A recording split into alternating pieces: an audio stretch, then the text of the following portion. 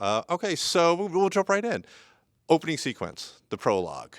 You have to establish as an editor the wonderful musical tone of the movie, but the really dark emotional underlying thing, especially when Ariana lights, what was the process of balancing those two in the opening sequence to set up the emotional part, but as well as the fun musical part?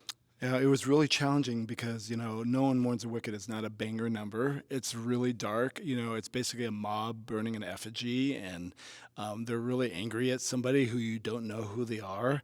And so, balancing that when you have a musical that has a lot of different tones, you have melodrama, you have comedy, you have fantasy, but to start something that's really dark and emotional at the top of a movie it takes a lot of finesse, and so it was that actually that sequence took us the longest out of the entire process. We were constantly recutting that number to make it feel balanced with the emotion of what was going on with Ari, and so ultimately watching what was happening with on Ari's face, and happening with Glinda, giving you just a little touch of like, oh, there's something going on with Glinda the Good that we've never seen before.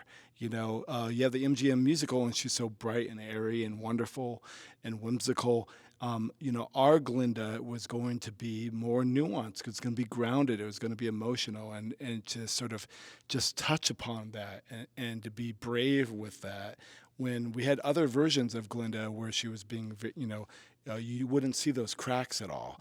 She was sort of much more sort of the Glinda of popular. And so to be able to have those moments, and then you burn that effigy, and then suddenly that Glinda's back, and she's like back to being the sort of popular,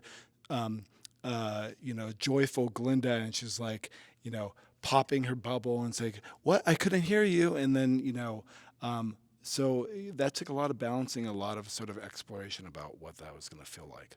And the popular sequence is great because again, you had Ariana. I thought had the most difficult role because we can't hate her that much, but at the same time, she has to be dark and mean She's a because we mean won't girl. we Yeah. won't mean girl. So for you in the editing the tone, was there you had to focus challenges with that, especially in the popular song, where you got to show that she's kind of mean but not unredeemable. Yeah, it was. Again, we did have different versions of that performance that we could have, that was more mean or too sweet, and trying to find that balance. And sometimes, Glinda bullying in the classroom for the first time when she's seeing Dylan in there and her little sort of tit for tat with Elphaba. Like, how mean can she be there? And so there was definitely some. Um, tweaking of that performance. The calibration is really important when you have somebody as good as Cynthia or Ari who is giving you a range of performance. And so you're like, okay, can Elphaba be this cold, or can she have a spark behind those eyes? Those little things, those little nuances. Popular was funny because that was some of the first footage that started coming into the editorial, and so those dorm room scenes was the first time I was seeing Cynthia, who I've seen before in other films. I had never really seen Ari, so to see her and her footage was a bit of a relief because I was seeing, Glinda come alive, and there was also this sort of like transatlantic sort of spirit about her that was very a throwback. It reminded me of films of like Pillow Talk, or there was something very classic about that. But again, there was also a range. So we, calibrating, how, how mean she was going to be, or how sweet was, you had to find that over the course of the film. Everything I talked to John Chu, and everyone I talked to from the film says the same thing. Everything rides on the ballroom scene. The film hinges on that, getting that right. It opens great with Eva coming in, feeling like she's going to be happy, like accepted, destroyed, and then that great silent moment between the two of them. What was the process of trying to editing that sequence when you had such a dramatic shift, ending, of course, with the wonderful coming together. Well, outside of No One Mourns a Wicked, it was probably the most challenging in that I knew that if that scene didn't work, the rest of the film wouldn't work. And so, unlike No One Mourns a Wicked, where you could maybe cut out that song or maybe start the film in a different way, you can't cut out that scene. Like they have to bond. We have to feel that relationship feels earned. And there was no way to do it than to experience the emotion, the arc of the entire scene, going from that moment where she feels so hopeful, coming into that scene to feeling bullied and alone and unseen, and feel like that all is lost over the course of that entire scene. And then you have that one sort of gesture that by Glinda, that she's going to put herself out there and possibly make herself feel vulnerable and feel like be made fun of, and like, I'm going to throw away all the popular notions of myself and show you that I see you, and to do that through silence and through looks and through these really intimate, calibrated gestures and this weird deconstructed dance is some. It's the closest thing I've ever cut to like a ballet in some weird way. Like I don't. There's something just really so beautiful and brave about a scene like that. And again, if that scene doesn't work, then the rest of the film, if you don't feel that relationship feels earned, you're not going to go on the rest of the journey. And you pay that off in, of course, the tower scene at the end, where is the breakup scene. But also the musical number. What was the challenge of editing? Because you had the musical number, you had to do all the emotionality, Cynthia falling and seeing herself. That must have been kind of a very big challenging editing sequence to capture all that in one scene. Yeah, it was terrifying. It just felt like just to, again, like trying to balance the drama and the character development and this sort of this heartbreak between these two characters, that you want them to stay together and that you know that they can't stay together, and earning this moment. One of my favorite moments of the entire sequence is this moment when they're saying goodbye, and Glinda's like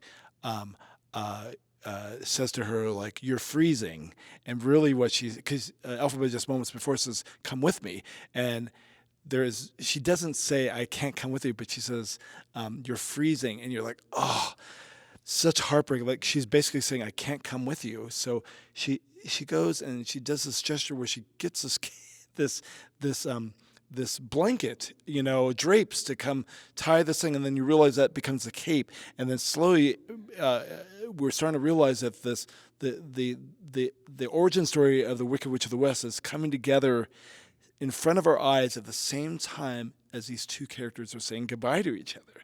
And there's something so beautiful and emotional about that. And that's all in the middle of a song. Right. That we've stopped a number of times already. And so to do that, to hold the audience really firmly in your grip, and then say, we've got you, don't worry, like we're still telling a story, and we're making you lean in and want to earn the rest of that song. And then again, we stop it again when she's like falls out of the building, and we need that moment to build up to the next climax. And doing that again and again over Defying Gravity was extremely terrifying, but also challenging. But then getting that right, I do think that there's something really powerful about how we sort of kept jerking back the audience and allowing them to like feel like I want it so bad, and building up the anticipation again and again.